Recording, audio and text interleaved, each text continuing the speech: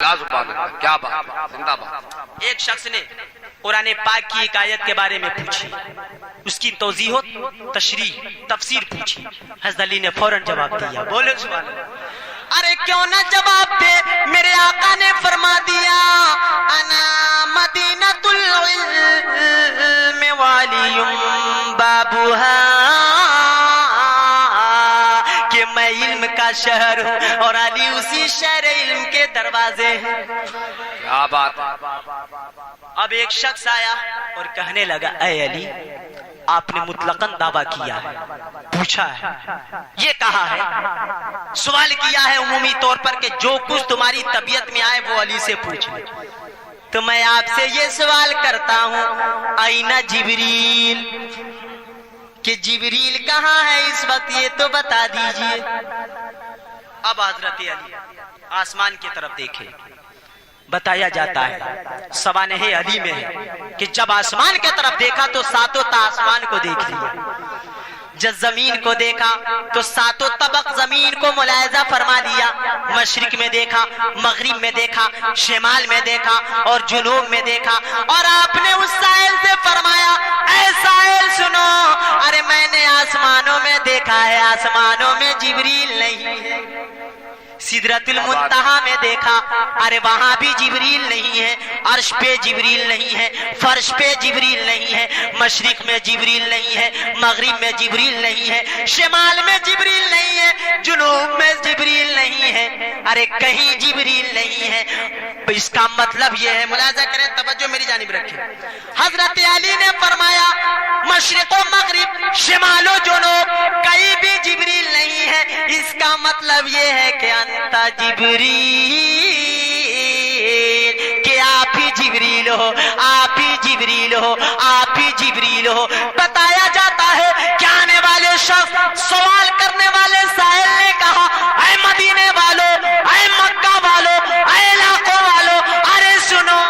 تم نبی کے علوم غیبیہ پہ اعتراض کرتے ہو، آقا کے علوم پہ اعتراض کرتے ہو، ارے سنو، ارے سنو، میں جبریل ہوں اور تم لوگوں کو بتانے کے لیے آیا ہوں کہ مدینے کے علی کا علم جب اس قدر ہے کہ مدینے کے علی کے علم کا یہ عالم ہے تو مدینے کے نبی کے علم کا عالم کیا ہوگا؟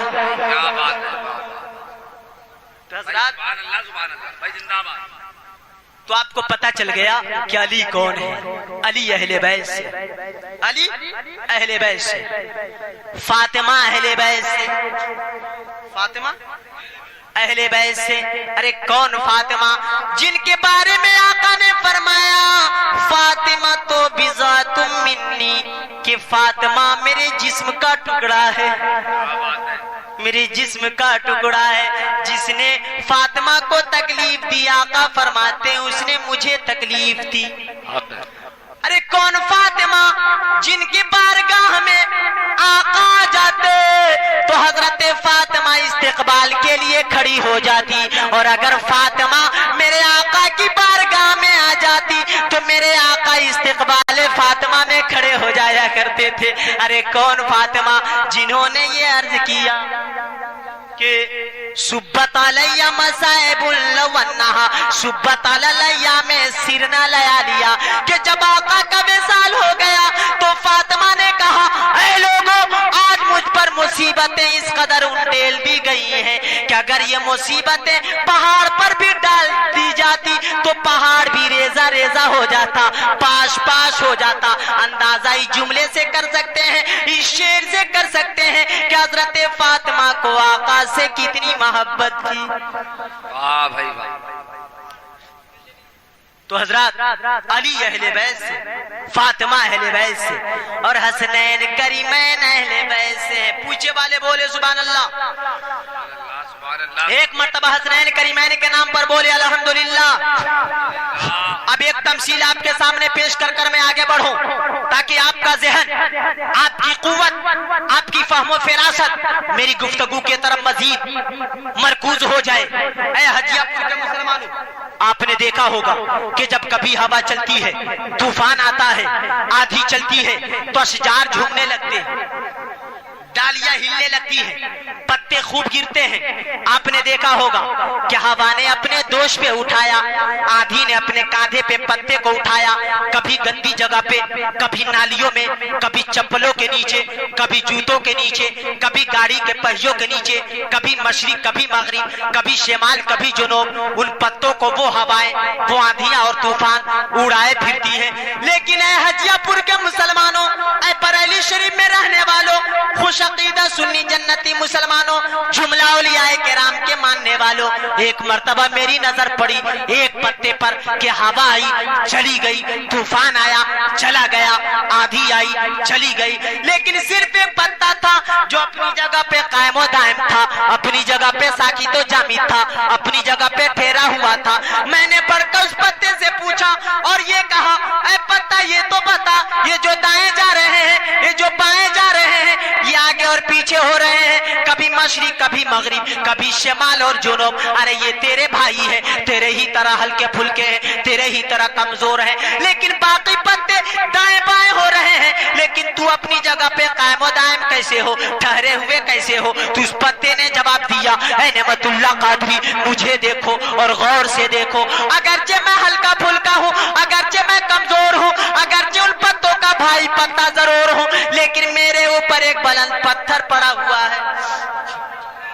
بلند پتھر پڑا ہوا ہے، جس کی وجہ سے ہوا کا اثر مجھ پہ نہیں پڑتا، طوفان کا اثر مجھ پہ نہیں پڑتا، کسی طاقت کا زور مجھ پہ نہیں، کسی قوت کا پرواز مجھ پہ نہیں. تو اے حجیہ پور کے مسلمانوں، نعمت اللہ قادری کیا بلکہ اہل سنت والجماعت کا ماننے والا ہر ایک فرد سمجھ گیا کہ جس پتے پر کسی کا دست شفقت نہیں، کسی کے زیر سائے نہیں، کسی پتھر کے نیچے دبا ہوا نہیں، وہ دائیں بائیں آگے پیچھے ہو رہا ہے، گندی جگہ پہ پتے جا رہے ہیں، نالیوں میں جا رہے ہیں، لیکن ایک پتا نہایت ہی کمزور و ضعیف، نقی اور ناتواں ہے، لیکن اس کے اوپر ایک بلند پتھر پڑا ہوا ہے، تو گندی جگہ پہ نہیں جا رہا ہے، نالیوں میں نہیں جا رہا ہے، سمندروں میں نہیں جا رہا ہے، مشرق و مغرب شمال و جنوب فوق و تحت ایمن یسار دائیں بائیں آگے پیچھے نہیں ہو رہا ہے. تو آپ بھی فخر کے ساتھ کہو، ہم بھی مسرت کے عالم میں کہے، دنیا کے تمام خوش عقیدہ سنی جنتی مسلمانوں، چاہے غوث والے ہو، خواجہ والے ہو،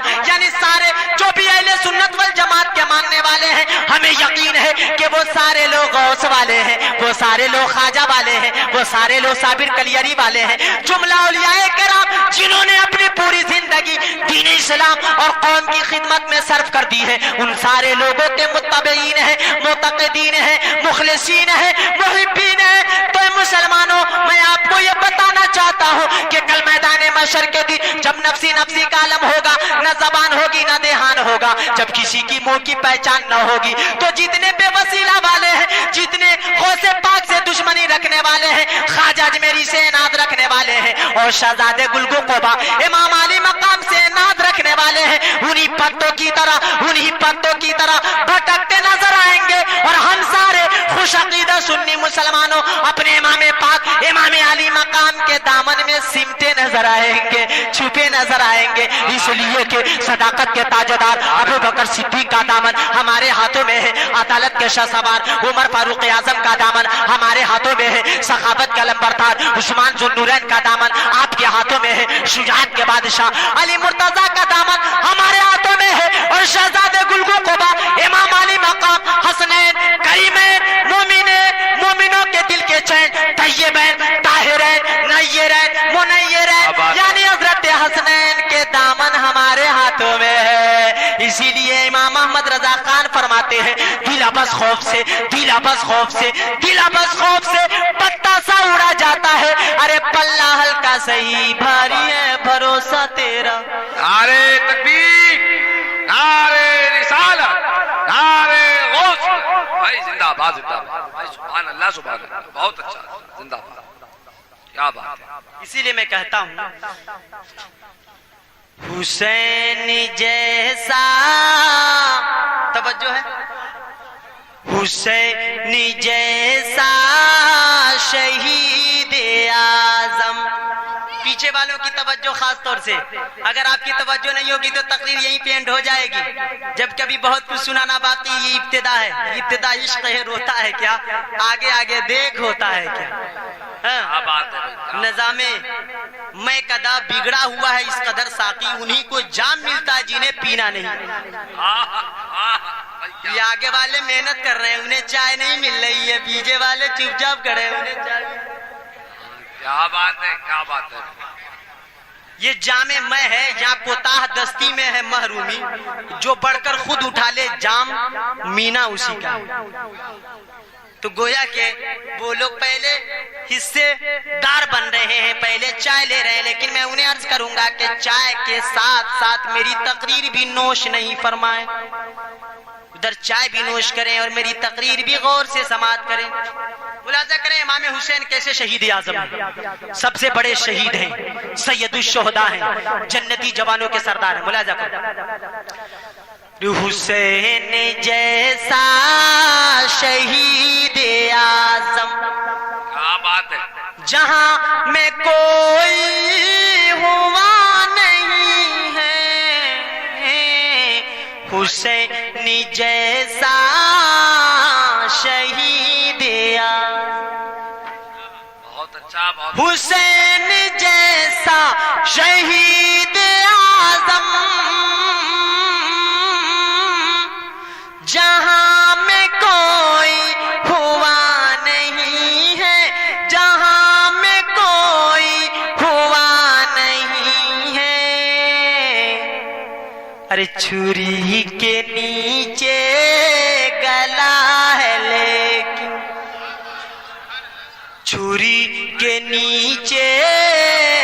گلا ہے لیکن، مگر کسی سے گلا نہیں ہے. حسین جیسا شہید اعظم. حالانکہ یہ شعر تو میں بعد میں پڑھتا ہوں جب امام حسین کی شہادت بیان کرتا ہوں، لیکن آپ کی طبیعت کو دیکھ کر، خوش مزاجی کو دیکھ کر، طمانینت اور سکون اور یکسوئی کو دیکھ کر مجھے یہ شعر پڑھنا پڑا. ارے سبحان اللہ، کیا نام ہے